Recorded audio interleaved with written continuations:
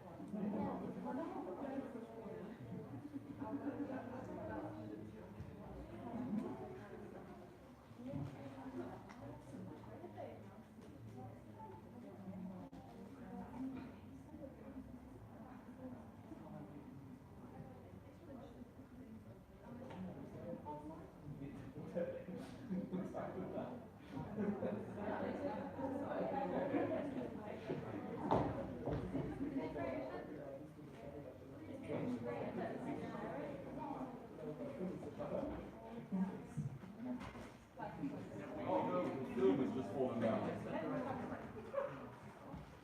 Sorry, my camera has just fallen down. I'm going to have to repair that in a second and then I'll be ready to go.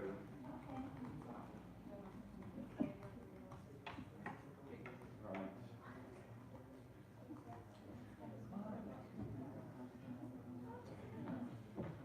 So, hang on.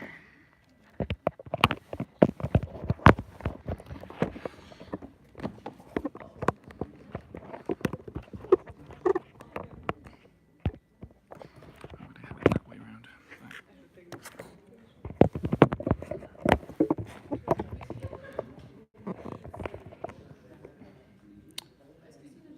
Right then. Okay then. So, good evening everyone. Sorry for the slight rush of managing to get everything sorted. There are two reasons for the rush. The first is the Brexit news has been breaking this afternoon, and I've been trying to work out what the hell is going on, and I'm going to try to explain what the hell is going on to you now as best I possibly can. And secondly, there's a live stream here using my mobile phone there, which means that people can be following it on YouTube and can also be posting me questions on Twitter. This idea of holding this thing about Brexit here in Cluj came about because I met Adrian in Aix-en-Provence in February. I said I was coming to Cluj for an event run by the EU Committee of the Regions, which was happening in Cluj earlier on today. So the Committee of the Regions paid my trip, and it therefore seemed like a good idea to add something on to the trip about Brexit. And so that's what we're doing.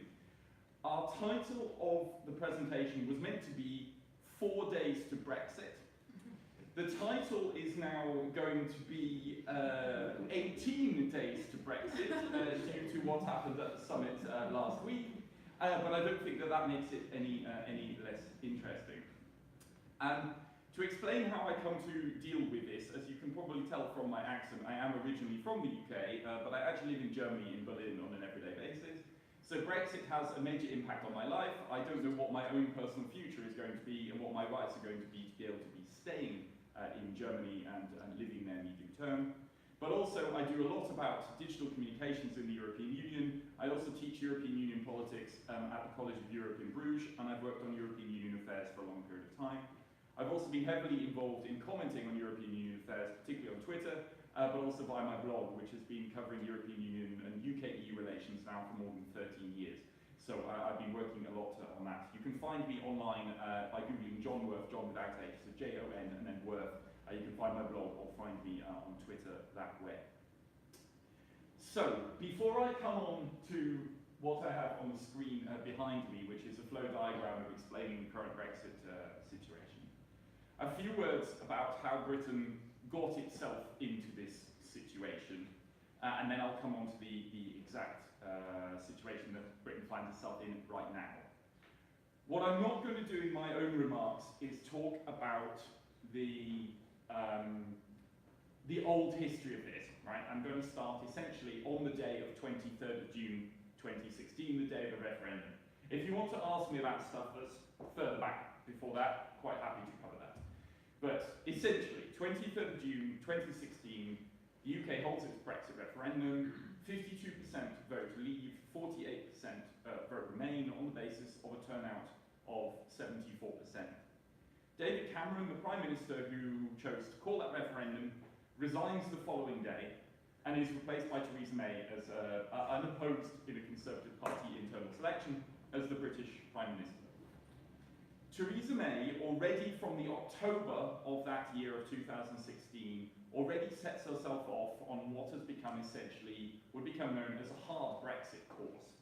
She essentially gave a party conference speech in October 2016, basically saying that her aim was to appeal with a Brexit to that 52% that voted leave. Nothing accepting the narrow nature of the result, or trying to reach out to try to unify the country behind Brexit. It was going to be a Brexit which was essentially the Brexit that she wanted in her vision, and the Brexit that essentially was the Brexit that the Conservative Party thought that it would want.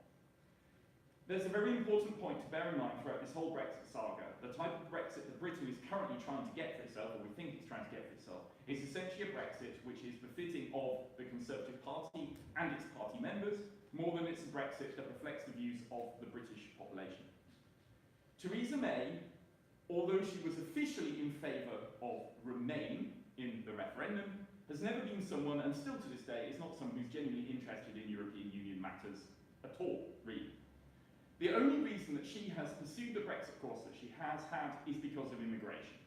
She is a determined anti-immigration politician, and she saw Brexit, therefore, and a hard Brexit course, i.e. leaving the single market and leaving the European Union Customs Union, as the way, finally, of getting round to reducing immigration into the UK. That is essentially her prime motivation for the type of Brexit that she's aimed to pursue. However, of course, if Britain leaves the single market and the Customs Union, that means that you have a problem at the Northern Ireland border. If you therefore have Britain applying different product standards, for example, and striking trade agreements with other countries around the world, you're therefore going to have to introduce at least customs controls at the border between the Republic of Ireland and Northern Ireland. That therefore is in contravention of the Good Friday Agreement, which has guaranteed peace in Ireland since that was signed in 1998. That was not, during the referendum campaign, a central concern for anyone in that campaign, and has not been a central concern for Theresa May until it ended up becoming a problem for her. How do we get to where we are at the moment? So 23rd of June 2016, the referendum takes place. Then Theresa May becomes Conservative Prime Minister. 29th of March 2017, Britain begins the Article 50 process to the 2 years foreseen in the treaties for under Article 50 for a country to leave the European Union. That is why the exit date was therefore set for 29th of March 2019. It was exactly 2 years after the government had triggered the Article 50 period and set the clock ticking. What Theresa May then did was to call a general election relatively swiftly after having triggered Article 50. That general election took place on 8th of June 2017. Theresa May wanted to increase her majority because she had a very strong polling position. She thought that therefore it would make it easier to implement Brexit if she increased the majority that she had in the House of Commons. It didn't go that way. She actually lost seats and could therefore only govern together with the Northern Ireland Democratic Unionist Party. That has caused her immense problems throughout the Brexit saga, because the Democratic Unionist Party and its 10 members of parliament have all along refused to countenance Theresa May's solution for the Northern Ireland border issue and to keep the Northern Ireland border open. The DUP says anything that would introduce a different standard in Northern Ireland than in the rest of the UK, they cannot accept. Ultimately, they're hypocrites because abortion is not allowed in Northern Ireland, but it is in the rest of the UK. So they'll tolerate different standards when they want them, but they argue against them when they want to. Nevertheless, that became a crucial issue in the first phase of the Brexit negotiations. What has therefore become to be known as the Northern Ireland backstop, i.e. a system of making sure there are no border controls on that 550-kilometre long border that has 300 border crossings, was agreed on the 9th of December 2017. Right? So we have known about that border problem, which is still a central problem right now in the Brexit situation, for already about 15 months. Theresa May essentially agreed those provisions, which basically, in their initial form, basically said Northern Ireland will essentially have a special status, which is a softer Brexit for Northern Ireland and a harder Brexit for the rest of the UK. And then you would do the customs controls on the ferries between Northern Ireland and Scotland and between Northern Ireland and England, rather than doing those customs controls literally at the border between Northern Ireland and the Republic. Ultimately, the backstop has changed somewhat to also include a UK-wide customs union, but ultimately that central backstop issue has essentially been known already since December of 2017. Right up until July of 2018, Theresa May's government's formal position on how to do Brexit had not been written down or concretised at all. Then in July 2018, under enormous pressure to actually say, hang on a minute, the clock is ticking, what do you actually really want here? An agreement was struck at the Prime Minister's country residence Chequers, therefore known as the Chequers deal, which essentially gave some form to what the British government was demanding. It took Britain in a hard Brexit direction, i.e. leaving the single market, leaving the customs union, and with a Northern Ireland backstop, covering the outstanding 39 billion contributions to the European pounds contributions to the European Union budget that Britain had to make until the end of 2020, until the end of the current budgetary procedure, and setting out a minimal way forward of an agreement on citizens' rights, so the rights of UK citizens living in the rest of the EU and EU citizens living in the UK post-Brexit, and agreeing to a transition period, i.e. Britain would formally leave the European Union on 29th of March, was foreseen in that agreement, now will be 12th of April. But then Britain, to all intents and purposes, would stay in the EU for all legal purposes until the end of 2020, but not in any of the institutions. That suited the EU as well because of the European elections which are taking place this year. It would therefore mean that Britain would not have to hold those European elections. All of that was made formal on the 25th of November 2018 with the withdrawal agreement that Theresa May struck in Brussels, 580 pages of legally binding withdrawal agreement which covered those issues to do with Northern Ireland, budgetary contributions and citizens' rights, and just over 10 pages of a political declaration which essentially said this is the future direction of how the future trade relationships are ideally going to look, but that's not a legally binding document. Then Theresa May, having basically been focused on negotiations in Brussels and not having tried to basically sell her Brexit policies back home in Westminster, she then tried and thought to bring forward her Brexit deal to a vote in Parliament. That is what has become to be known as the so-called meaningful vote in the British press. Now, what is this meaningful vote? It is not a typical or traditional constitutional procedure in the UK, because to ratify an international agreement, normally you go through the whole ratification procedure in both of the Houses of Parliament, the Commons and the Lords, and then you vote to agree it. One clever backbencher, Dominic Grieve, he realised that the danger would be if Britain went through that and then voted down the deal, it would be at 2 minutes to midnight, and Britain would leave itself with a problem. So he amended a previous piece of legislation to introduce this meaningful vote at the start of the process. I think that's basically the starting gun for the beginning of the ratification. So even if this meaningful vote now were to pass this week or next week, you've still got to go through the whole full ratification procedure. But that's why at the moment we are only talking about the House of Commons at the moment in all of this ratification business, because that vote only has to be in the Commons to start the process. At the end of the ratification process with the withdrawal agreement, you need both the House of Commons and the House of Lords to ratify the agreement. So, I'm just bringing up my list of dates here on my screen here. So, having promised to bring forward her withdrawal agreement to a vote in the House of Commons in December of 2018, Theresa May realised she was going to get a massive defeat and didn't bring the vote.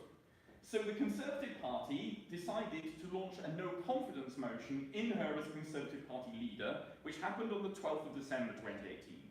She survived that no-confidence vote by 200 to 117 votes. Right? So more than 1/3 of the members of Parliament did not have confidence in Theresa May.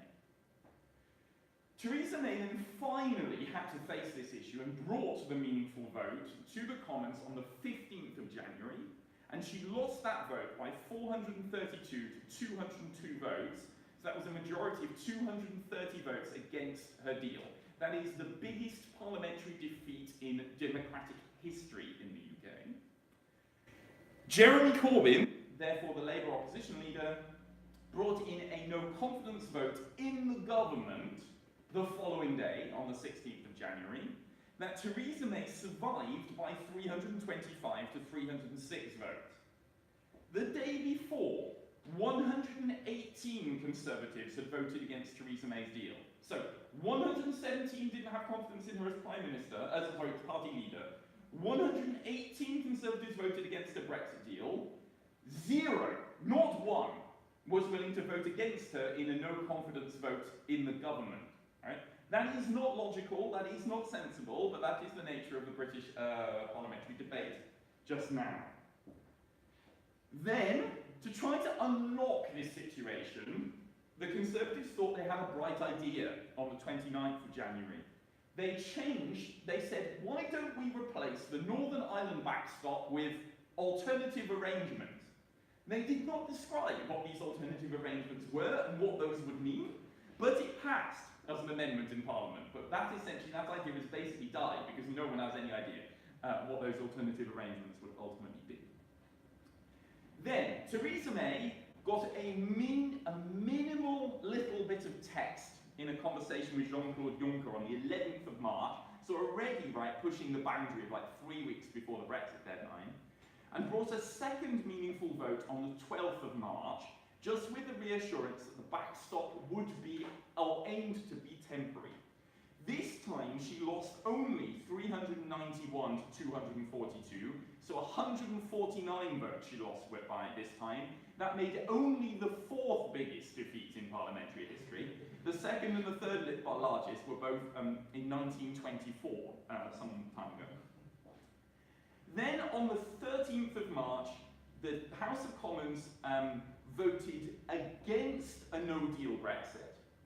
And on the 14th of March, voted in favour of extending the Brexit deadline. Right? So you've got, at this point, the Commons doesn't want May's deal, doesn't want no deal, does want an extension, but doesn't know what for, or what the solution would be found by going for that extension. Right? So, Theresa May then goes off to Brussels last week to the European Council summit and basically says, can I have an extension until the 30th of June, she asked, right?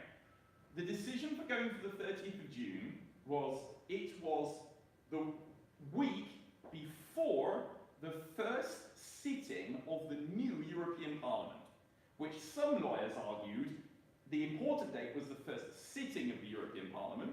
Other lawyers argued the important date was the day of the European Parliament elections itself. Right? What Theresa May then got at the summit last week was a 3-stage extension procedure, which was not what she had asked for. basically the other 27 countries of the European Union told her what she was going to get. She had to, if she wanted to get a meaningful vote through Parliament, it has to be done this week until Friday. All right, that was the first conclusion in the European Council conclusions. So if Theresa May's deal, the deal on the table, is to be saved, it has to be approved by Parliament by this Friday. All right? Then, if it is approved by Parliament this Friday, then the Brexit extension will go until the 22nd of May. That gives Britain enough time to actually ratify the withdrawal agreement, and the EU institutions enough time to ratify the withdrawal agreement, and therefore Britain leaves on 22nd of May. If Theresa May has not got a Brexit deal through this week, then the fallback is Britain's exit day becomes 12th of April, unless Britain goes to the European Union and asks for a longer extension.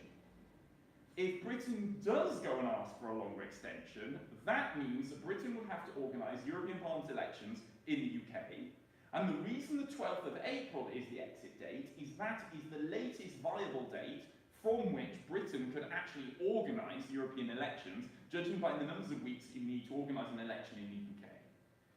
So we've got two options, either a vote this week and an exit on 22nd of May, or no vote this week or a vote that gets voted down, and possibly Britain exiting on the 12th of April, but with a crash out, or then a much longer extension.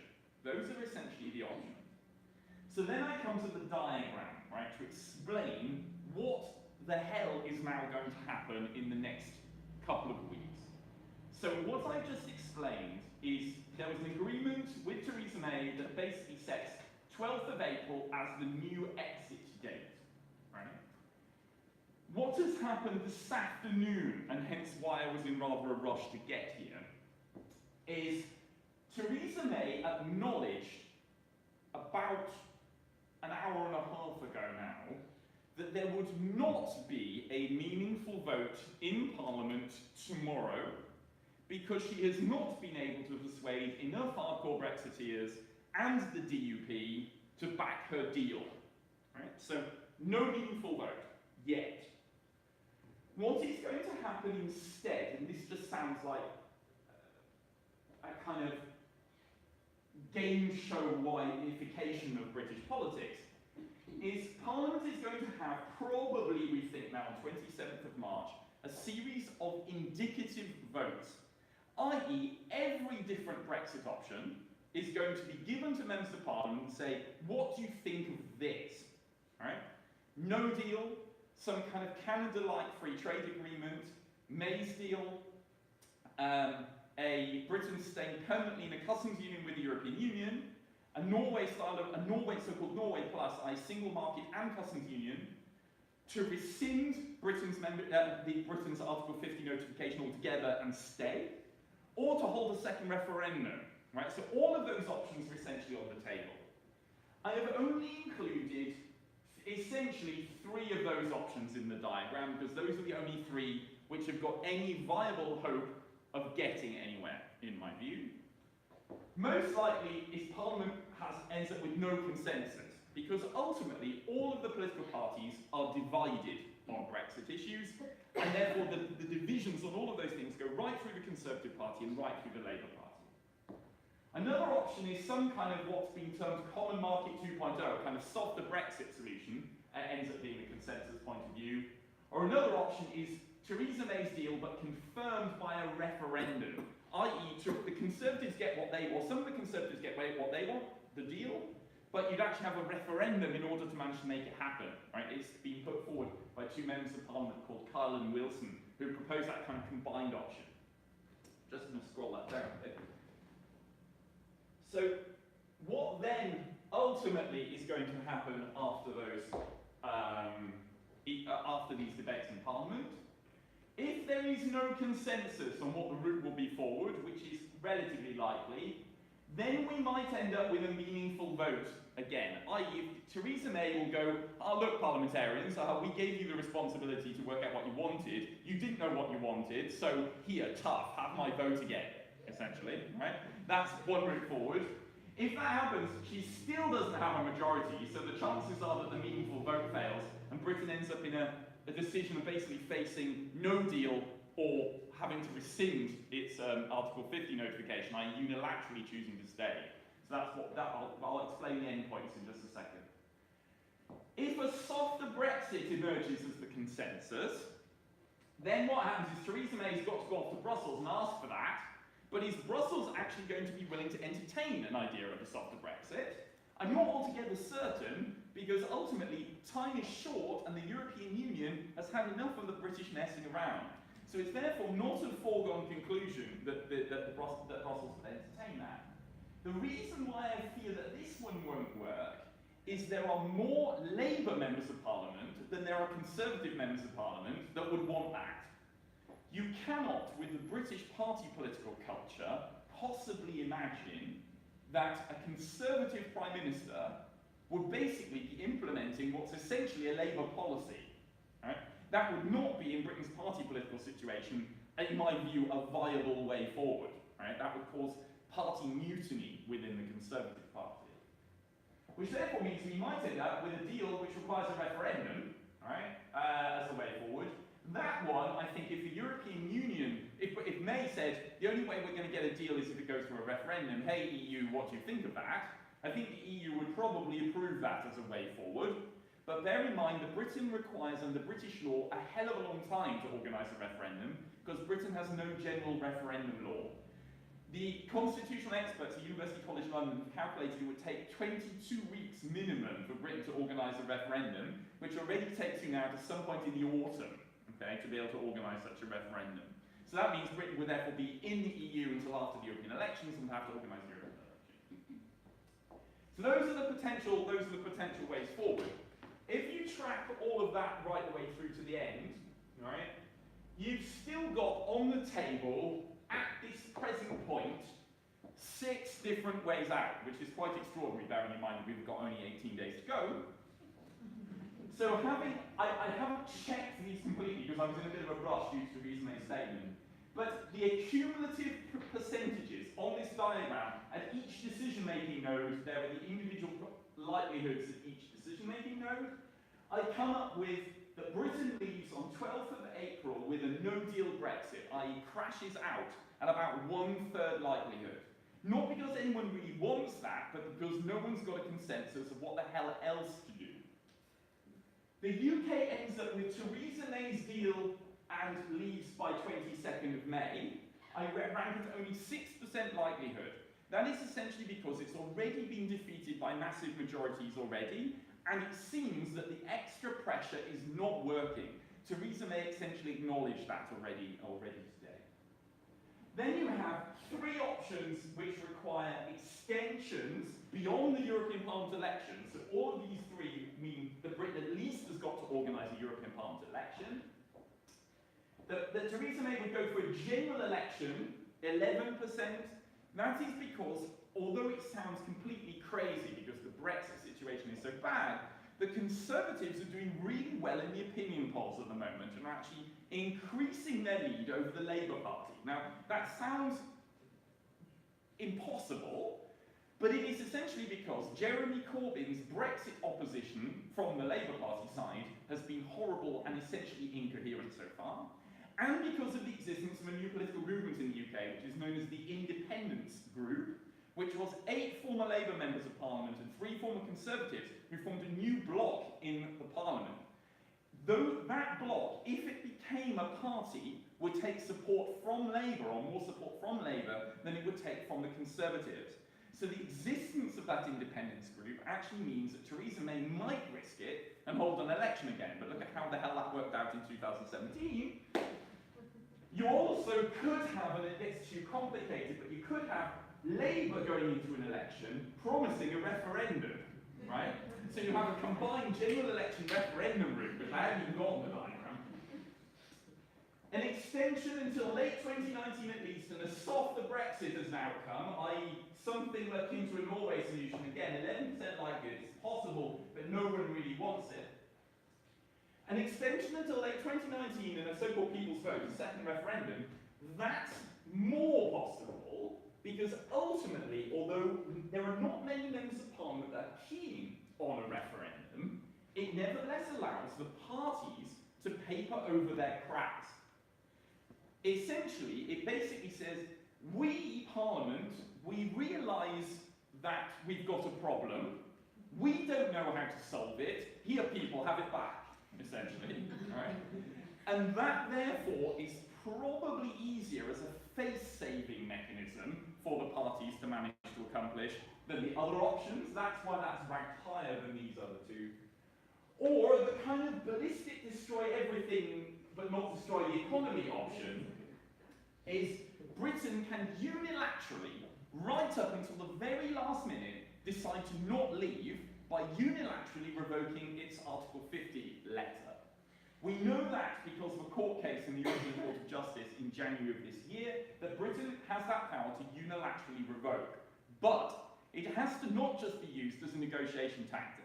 It has to be a permanent decision to stay. Now, we don't know how long permanent is, but nevertheless, that has also been the subject of the biggest online petition in British parliamentary history in recent days. Now, 5.5 million people having signed a petition saying, actually, we would like the unilateral revocation of Article 50, please. More than 1/4 of the people living in Jeremy Corbyn's constituency, and the Labour Party leader, have signed that petition, and Jeremy Corbyn himself is refusing to take that petition seriously. Now, that one destroys the political parties, essentially. The Conservatives who are pro-Brexit will be pitted against those that are pro-Remain and don't want to destroy the economy. And on the Labour side, whichever Labour members of Parliament voted for that, those that live in pro-Brexit northern English industrial towns will probably not win their seats again at the next election. So ultimately, this causes the biggest political problem and the biggest party political realignment, but the least economic damage. Right? This one causes the biggest economic damage and probably plenty of political damage as well. Right? So, those are, as I see it, at the current moment, the likelihoods. This is already version 22 of these Brexit diagrams I've been producing. What I've basically been trying to do is to illustrate at each time there is a decision or a non-decision about something, what the likely outcomes are going to be, and to try to use these diagrams as a way and means of explaining that. Right, that is about all from me for an introduction. I am quite happy now to answer any questions about anything of those things that I've said, or indeed any other things to do with any aspect of Brexit. The floor is yours. Feel free to ask for whatever you want.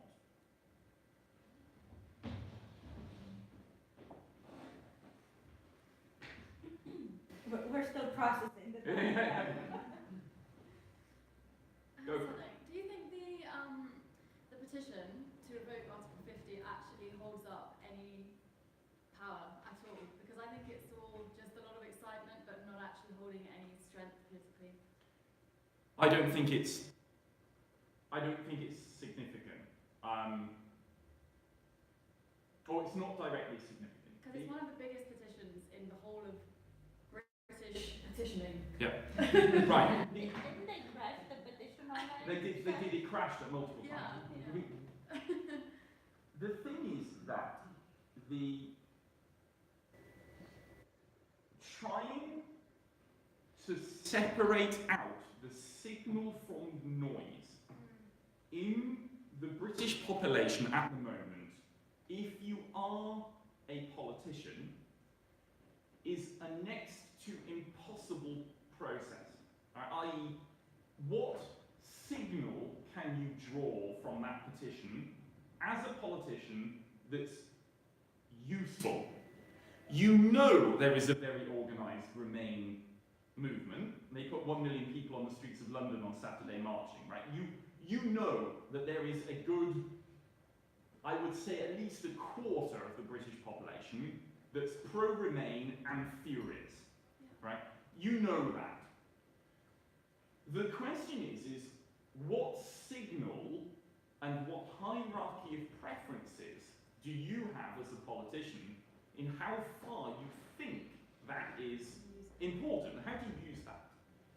So if you're Jeremy Corbyn, you conclude that's not useful because those Remain, his argument, I don't agree with this argument, but his argument articulated would be those people will largely vote Labour anyway at a general election because those people hate the Tories more than they hate Labour.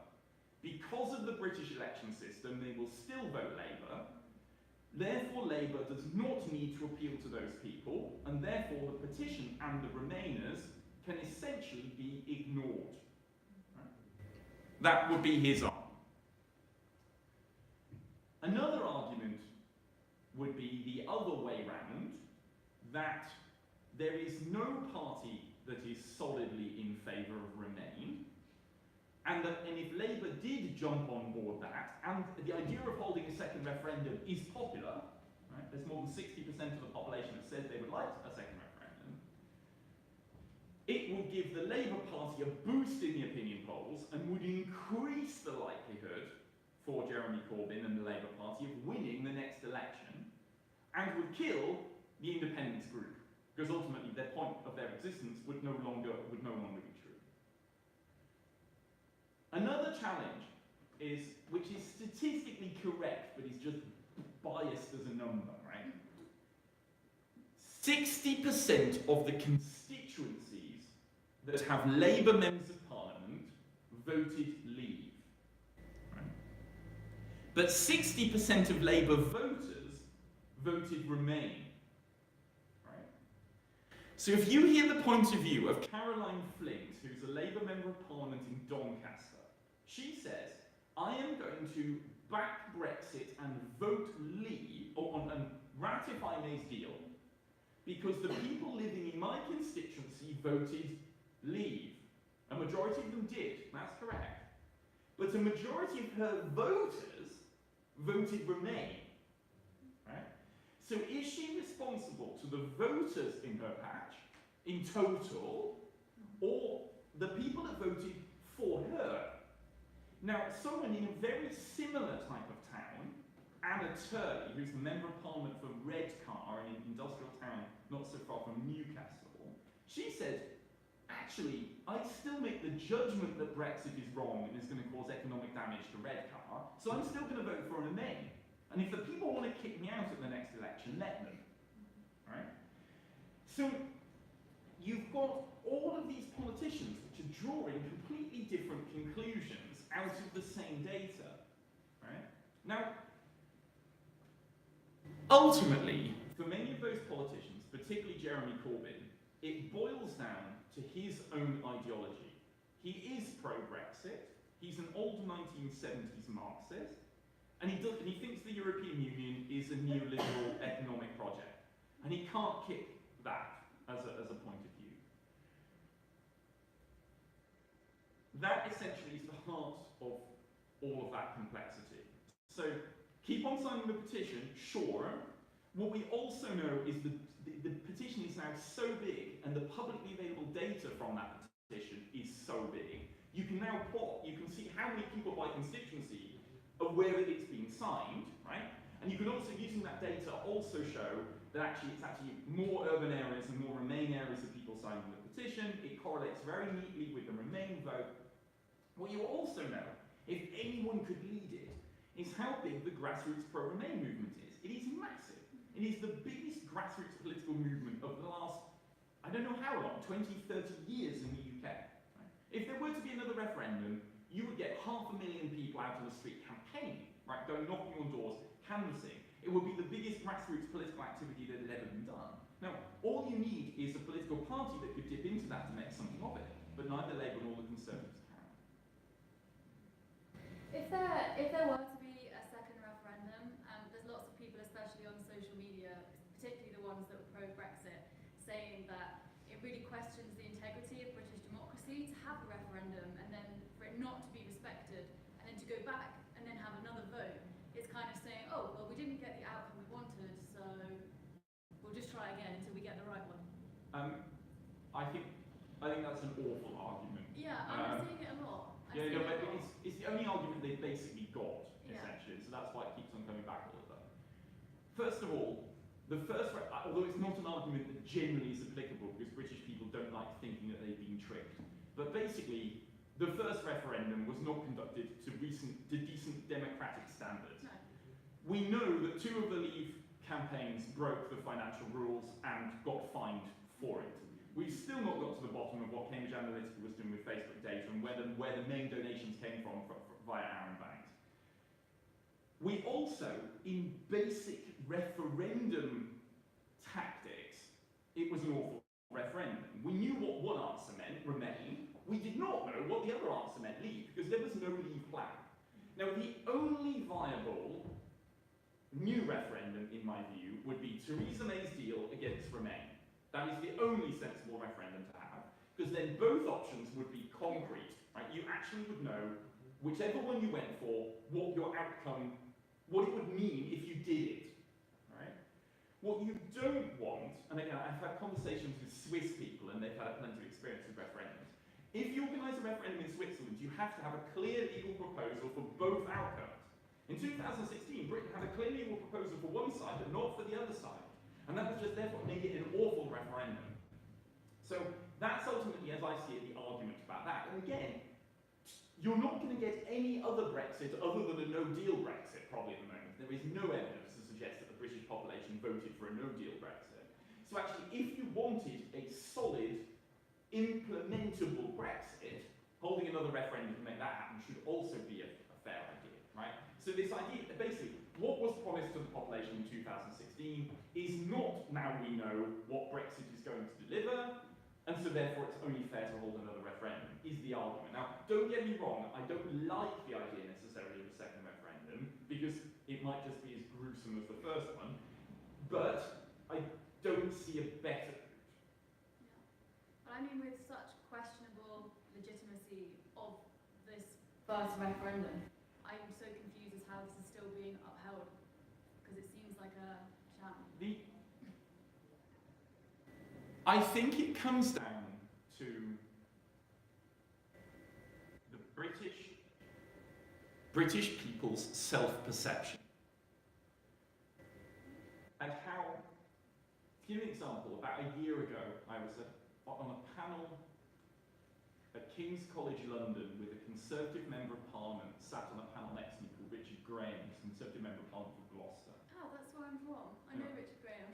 Anyway, he said to me, but Mr. Worth, you have to understand, British democracy is of a higher quality than in other European countries. I just laughed at him. It sounds like what are you on? But that is essentially the problem, right? The British cannot see that they've got deep democratic problems. Now, and so therefore, if you don't want to see that your referendum was corrupt, that the rules are not up to date, that it was set up in an awful way, if you're not willing to learn from other European countries or other countries around the world about how to improve your democracy, then you're never going to want to investigate that the referendum was corrupt, right? And so I think that's ultimately the reason. And the media doesn't want to make British people feel bad about themselves either. And so that's ultimately the only logical reason I can come to of why that's never really been investigated. And so the Guardian newspaper's correspondent who's done all the work on this, Carol Cadwallader, she wrote on Twitter yesterday, the German TV station came and did an hour-long documentary about financial scandal in the Brexit referendum, which is more than the BBC has done about the topic, right? This is mad. But nevertheless, you can only put that down to just a kind of a blind spot that the British don't know how deep their problem is. And you can only see how deep Britain's problem is if you've got another perspective. And there just aren't enough people in Britain who've got that other perspective. Go for it. I'm just curious, what is the position of the other parties in Parliament, the Lib Dems or the Greens, vis-à-vis Leave or Remain? Because I haven't read on this. The Liberal Democrats are basically weak at the moment and are pro-second referendum and pro-Remain, but they're led by Vince Cable, the former industry minister, who is 70-something years of stage is tainted due to his coalition government with Cameron and is not leading the party in a viable and active manner. The Greens have only got one member of Parliament, Caroline Lucas, who's extremely good and is very in favour of Remain and a second referendum. The Scottish National Party is also very good, is also in favour of Remain and a second referendum, and ultimately sort of connects it to the issue of the future of Scotland and Scotland being kind of taken out of the European Union against its will. So they are all doing what they can, but ultimately their parliamentary power is extremely limited. And then you've got this new formation as well, the Independence Group, with its 11 members of Parliament, who are also essentially saying their main demand is to demand such a referendum. But can they realistically attract enough power in Parliament to actually get their point of view across? They're not the ones who would achieve that, right? There are about half of the Labour members of Parliament who are pro-referendum. They're the ones who are most likely to achieve that success, because they essentially would say, look, we are definitely against no deal. If we want to stop no deal, the only way of legitimately stopping no deal is to hold a second referendum. So what you've got to think of is, what are the second preferences of parliamentarians, right? If you're a Conservative who wants May's deal, yeah, but not no deal, what would you prefer as your second option? No deal or referendum? Right, which way do you go? Yeah? And those second preferences we don't really know. Yeah? So if you were to line this up in Parliament, forgetting the parties in terms of total numbers, you've got, I guess, 30, 40 who want no deal.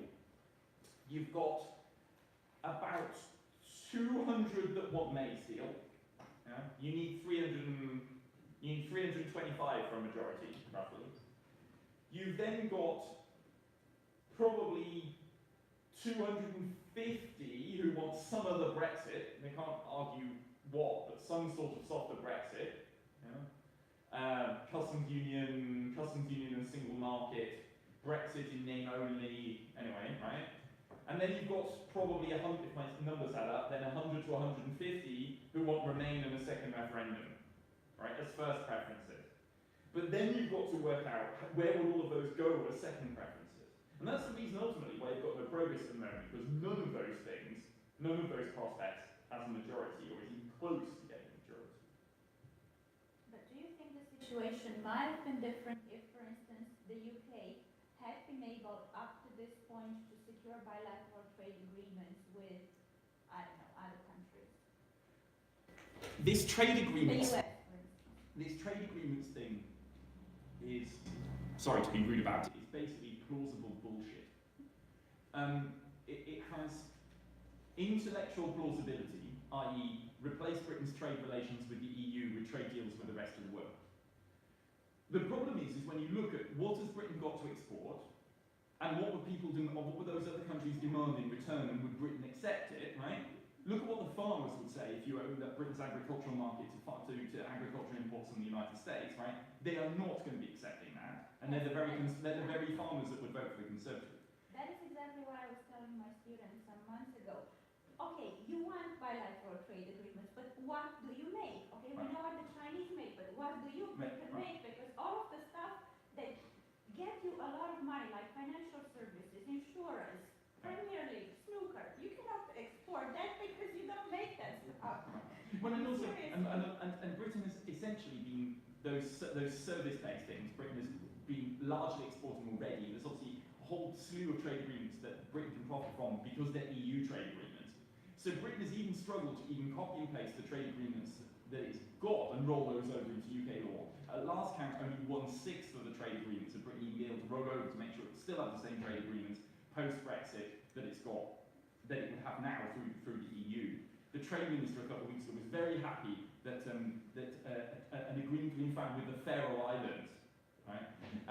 Very, very important. On fish. Yeah. So it's in total, according to the Financial Times, I think the number they came up with was 759 trade international agreements that Britain would need to replicate. And at the last count, Britain hadn't even got through 100 of them to roll them over post-Brexit. You need massive resources to do that Britain hasn't got, because it hasn't got any trade negotiators, and it hasn't been able to recruit any, because suddenly, where do you suddenly find competence for negotiating trade agreements? They haven't got it. But being pro-Brexit and pro-hard Brexit, so as Britain can sign trade agreements with the rest of the world, is akin to religious fundamentalism. You can't get into the details, because if you did, your whole belief system would collapse, right? If you can't get evidence that this works, right? I.e., people start going, what about airplane landing rights? Or what about the tariffs on lemons? Or what about, I don't know, supply chains for mini cars where the motor is manufactured in Germany? And suddenly you go, shit, like why the hell would I even do all of that? Right? You've just got to keep it at the ground level. We need to sign these great trade deals with the rest of the world. If you keep it at that level, then it sounds kind of nice. If you break it down to the everyday practicalities of how damn hard it is to do all of this, then you'd never do it. Yeah, this is like the argument of the Leave campaign. We were once the greatest empire in the world. Let's restore all that. Right. You know, let's put it on the side of the bus. Like, it surely matters. Further questions? Yes.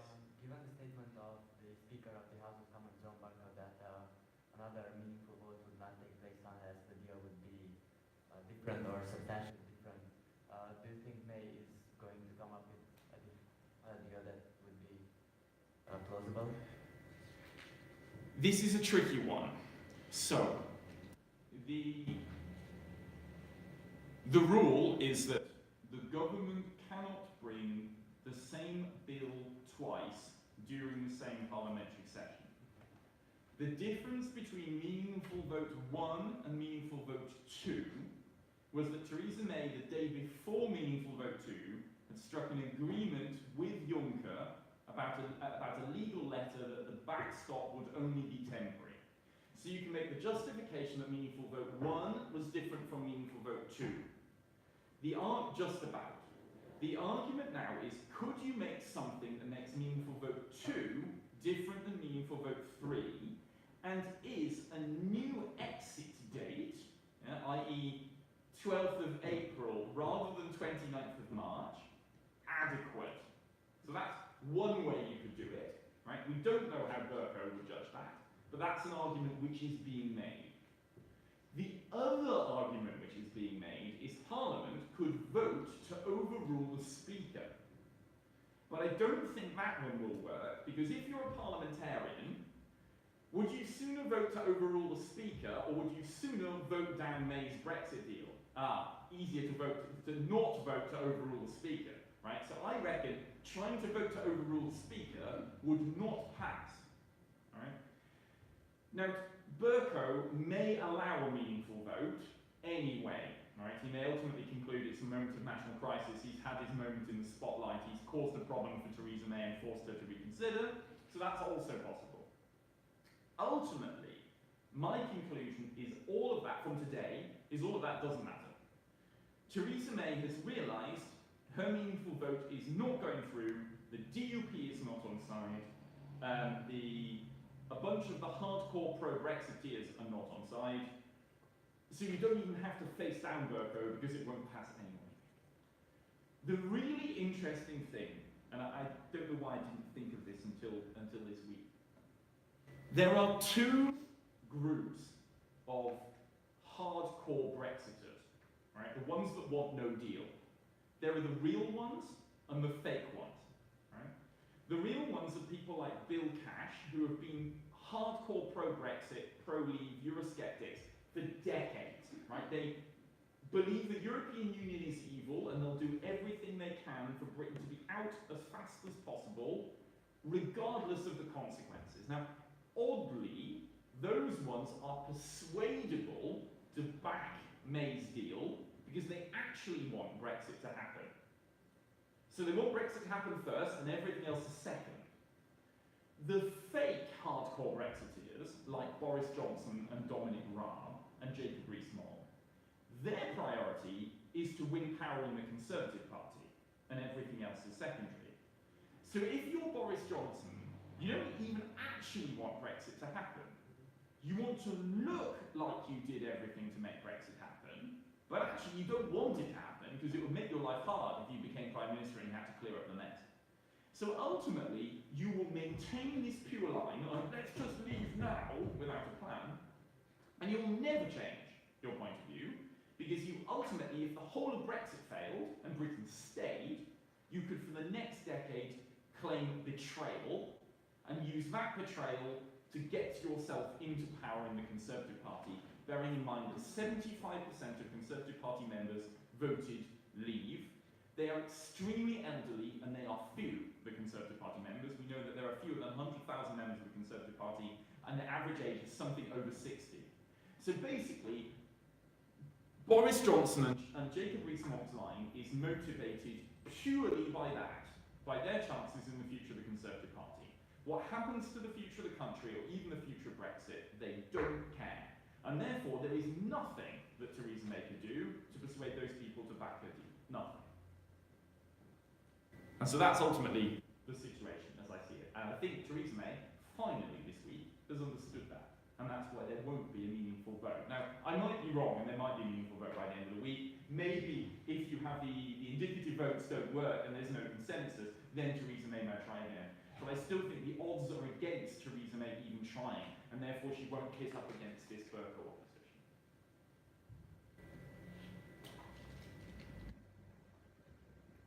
Further questions?